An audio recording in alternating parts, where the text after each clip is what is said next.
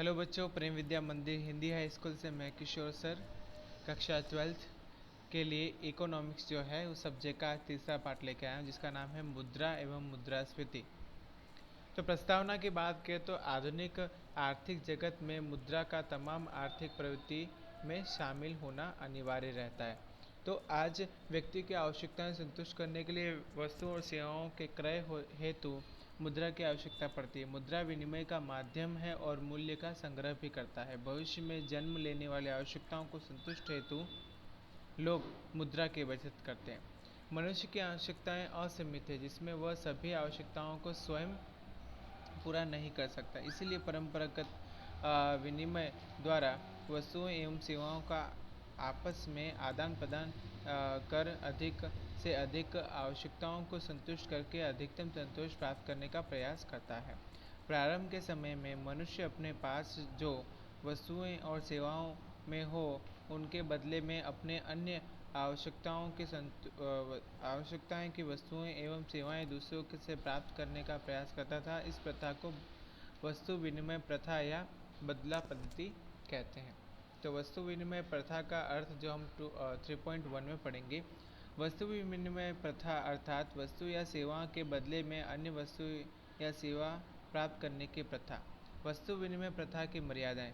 शुरुआत के वर्षों में ग्रामीण व्यवस्था कृषि के परंपरागत व्यवहार एवं बहुत ही कम जरूरत वाला सादा जीवन था, अर्थात वस्तु विनिमय प्रथा द्वारा मनुष्य की अधिक आवश्यकताओं को संतुष्ट करना था।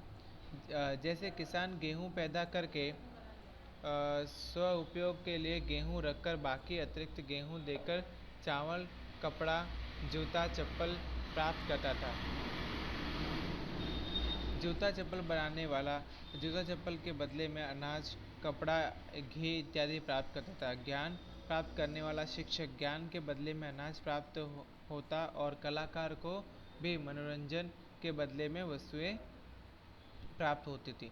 परंतु समाज और आर्थिक जगत का विकास होने से और जनसंख्या में वृद्धि होने से आवश्यकताएं बढ़ने लगी और बदलने लगी और सूक्ष्म होने लगी। औद्योगिकरण, शहरीकरण और श्रम विभाग तथा विशिष्टीकरण कारण के बदला पद्धति में अनेक मर्यादाएं सामने आई। अब परस्पर के प्रत्यक्ष व्यवहार कम हो गए और आवश्यकताएं अधिक हो गई। वस्तु विनिमय प्रथा बदला पद्धति की मुख्य मर्यादाएं, जिसमें पहला है आवश्यकताओं के परस्पर सामंजस्य की समस्याएं। तो आर्थिक सामाजिक विकास होने के साथ मनुष्य की आवश्यकताएं बढ़ी और अतंत्र सरल से जटिल हो गया।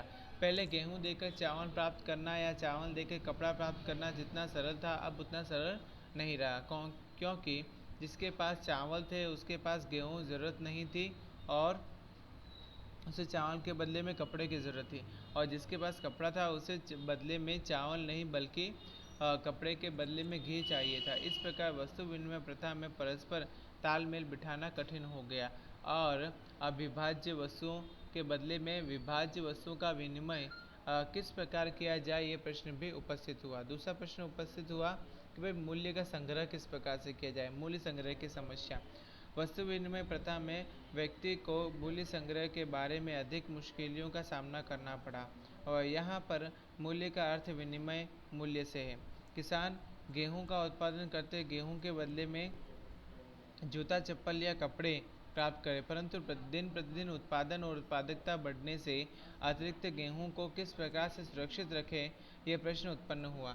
गेहूं का संग्रह हो तो भविष्य में गेहूं देकर फिर से जूते चप्पल, कपड़े, चावल प्राप्त कर सकते थे, परंतु गेहूं के दीर्घकाल तक के किस प्रकार के सुरक्षित रखें। व्यक्ति मेहनत करके जिस वस्तुओं का बड़े पैमाने पर उत्पादन करता हो तथा उसके बदले में तत्काल वस्तु या सेवा प्राप्त करना पड़ता, परंतु इस उत्पादकों को उस स्वरूप में विनिमय मूल्य सुरक्षित रखना खूब कठिन कार्य था।